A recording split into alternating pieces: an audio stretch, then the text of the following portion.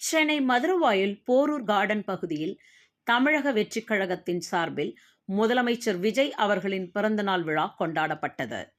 தாவேகா நிர்வாகி பிரகாஷ் ஏற்பாட்டில் பகுதி செயலாளர் என் இளங்கோ முன்னிலையில் நடைபெற்ற இந்த நிகழ்ச்சியில் தாவேகா மாவட்ட செயலாளரும் அம்பத்தூர் சட்டமன்ற உறுப்பினருமான பாலமுருகன் சிறப்பு விருந்தினராக கலந்து கொண்டு நலத்திட்ட உதவிகளை வழங்கினார். விழாவில் 2 மாற்றுத்திறனாளிகளுக்கு சக்கர நாற்காலி வாகனங்கள், பெண்களுக்கு தையல் இயந்திரங்கள், 50க்கும் மேற்பட்ட பள்ளி மாணவ மாணவிகளுக்கு கல்வி உபகரணங்கள் மற்றும் 500க்கும் மேற்பட்ட பொதுமக்களுக்கு அரிசி மூட்டைகள் உள்ளிட்ட பல்வேறு நலத்திட்ட உதவிகள் விநியோகிக்கப்பட்டன.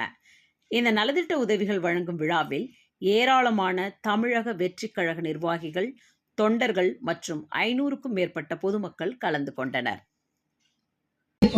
உறுதிமொழி. நமது நாட்டின் விடுதலைக்காகவும்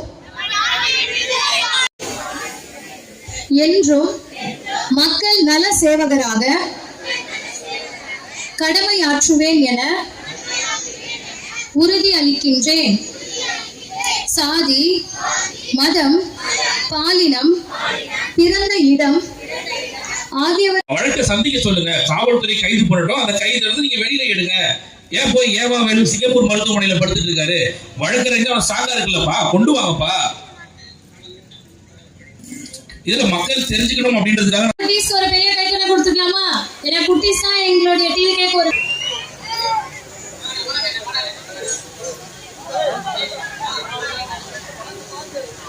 5 பசங்க நிக்க வச்சு அப்படியே 5 பசங்க நிக்க வைங்க.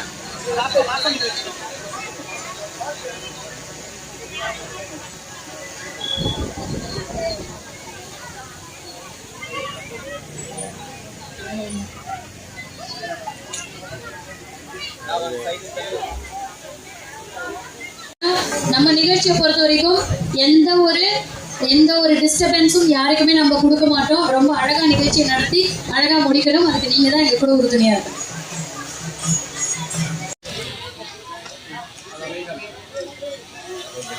மகளிர் சுய உதவி குழுக்களில் இருக்கும் மகளிருக்கு நம்ம தையல் மிஷின் கொடுத்துட்டு இருக்கோம். சோ மகளிருக்காக ஒரு பலத்த கரகோஷங்கள் எழுப்புமாறு அன்போடு கேட்டுக்கொள்கிறேன்.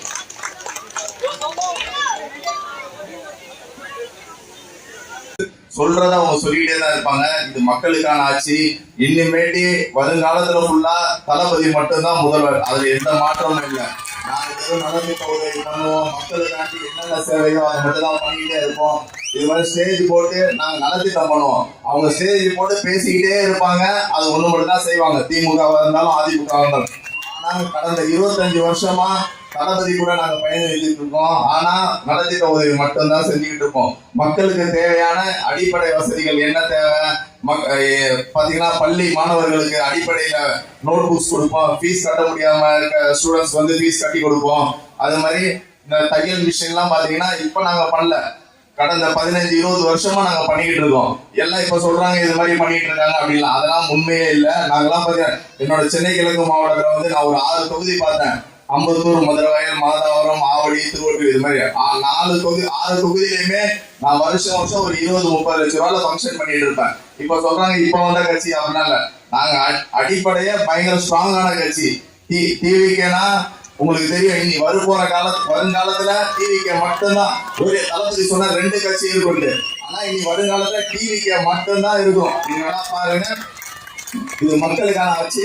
நன்றி.